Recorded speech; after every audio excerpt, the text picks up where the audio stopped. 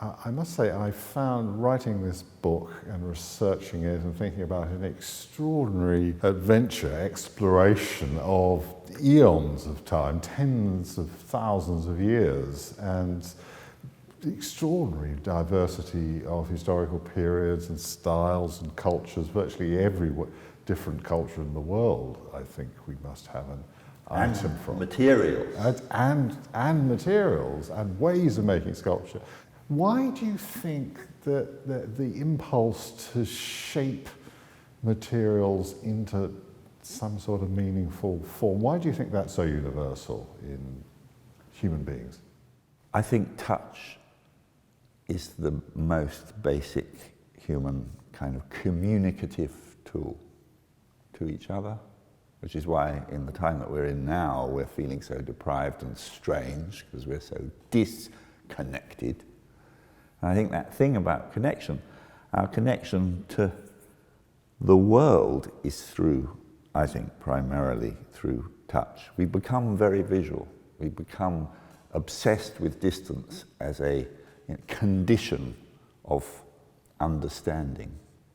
But I think touch comes first. And I think it remains there, absolutely central in our human nature. And when I think back to those first Olduvai choppers that are maybe the first anthropoid tools, they are made by pre-humans. They're pre-human. We're talking millions of years about 3 million years ago. So we are the ancestors of Australopithecus robustus and Africanus and Afarensis. And even there, the two kind of aspects of touch and recognition, there's the choppers, but then these balls.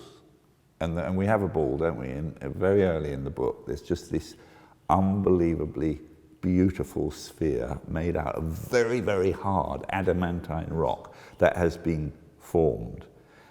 And it's very tempting to say that forming, that will to form, came before language, came before speech. Yes, you said early on in the process of our discussions which led into the book, you said that the question, what is a sculpture, and the question, what is a human being, they're linked. And we don't actually have a complete answer to either of those. No, but that's what's lovely. That thing between making and meaning, well, it's a huge kind of, space of imaginative projection. So actually, what this ball meant for the people that made it and what it means for us, may never be the same thing. But why should it be? And that's the other great joy. I think, they haven't left us a lot of description of what they thought they were up to, in fact. No, because they were mercifully freed of the hermeneutics of writing. A crucial difference between sculpture and what we might call flat art, pictures, paintings, photography, which is that sculptures tend to be out in the world. They're objects along with other objects, and that's, in a way, that's part of the challenge. You've got to somehow change an object, shape a substance or a material in some way to make it interesting enough to stand out from all the other furniture. objects. Yes, from everything else. I mean, we've become accustomed to all art being contained within a museum, or anyway the shelter of a building. But that's what's great about sculpture, that it doesn't need a building. Sculpture can just be in the world, and I think that's the power of it. It is not a picture. It is not about making a representation of something that already exists.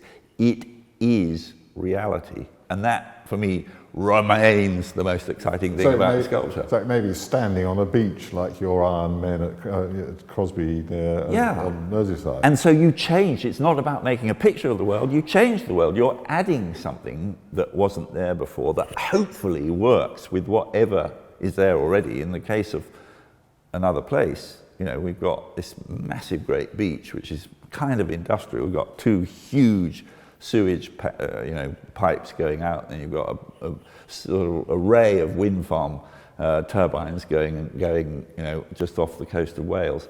But you've also got the sea and the wind and the seabirds and that feeling of a different time, a time of the tides, a time in which, in a sense, clock time, our kind of delusion of organized universal time has to, as it were, stand aside in the idea and direct experience of sidereal time, of the time of the stars, of something that is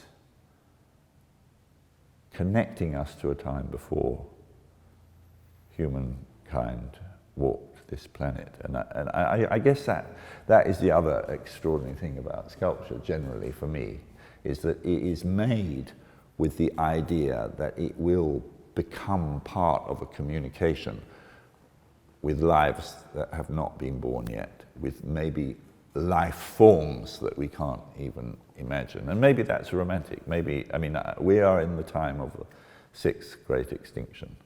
Human beings will not be here forever. I am making industrial fossils that will, as it were, be a testament to us now, and may be seen by life forms that will take many millions of years to evolve. That may be a very strange idea. But I think we have to think about sculpture as part of material culture. We have to think about material culture as part of, if you like, the sedimentary layers of life on this planet, of this biosphere.